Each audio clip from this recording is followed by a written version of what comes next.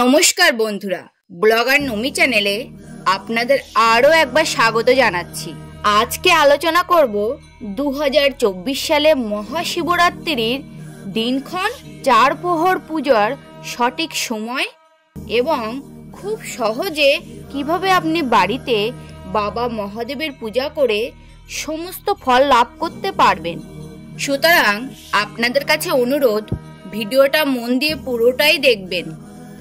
প্রতি বছর ফাল্গুন মাসের কৃষ্ণপক্ষের চতুর্দশী তিথিতে মহাশিবরাত্রি পালন করা হয়। এই দিনে বিপদ মুক্তির জন্য, সংসারের কল্যাণ সাধনের জন্য, মনস্কামনা পূরণের জন্য শিবরাত্রির ব্রত পালন করেন ভক্তরা। চলুন তাহলে জেনে নেওয়া যাক এবছরের মহাশিবরাত্রির সঠিক তারিখ এবং চার প্রহরের পূজার সঠিক সময়। এবছর 8ই ফেব্রুয়ারি শুক্রবার পড়েছে মহাশিবরাত্রির তিথি। 8ই ফেব্রুয়ারি রাত 7:58 থেকে 9ই ফেব্রুয়ারি সন্ধ্যা 5:41 পর্যন্ত থাকবে শিব চতুর্দশীর তিথি। শিবরাত্রির প্রথম প্রহরে পূজার সময় 8ই মার্চ 2024 শুক্রবার রাত্রি 5:40 থেকে রাত্রি 8:55 পর্যন্ত। দ্বিতীয় প্রহরে পূজার সময় রাত্রি 8:55 থেকে রাত্রি 11:58 পর্যন্ত। তৃতীয় প্রহরে পূজার সময় রাত্রি 11:58 থেকে 2:53 পর্যন্ত।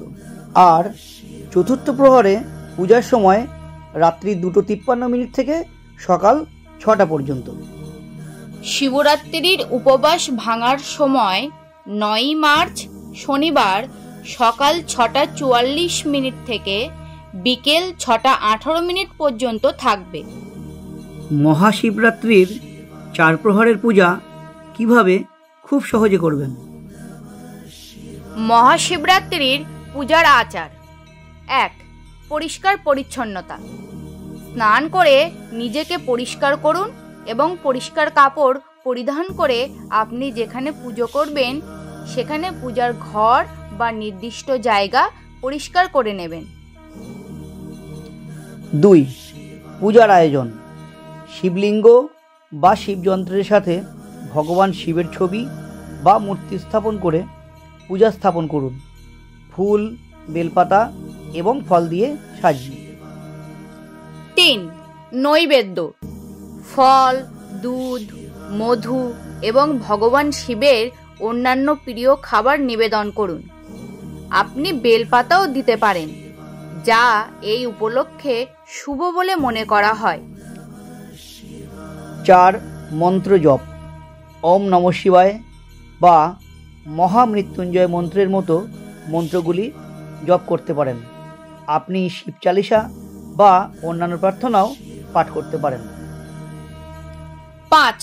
অভিষেক: ওং নমঃ শিবায় জপ করতে করতে শিবলিঙ্গের উপর দুধ, মধু বা জল ঢেলে অভিষেক করতে হয়।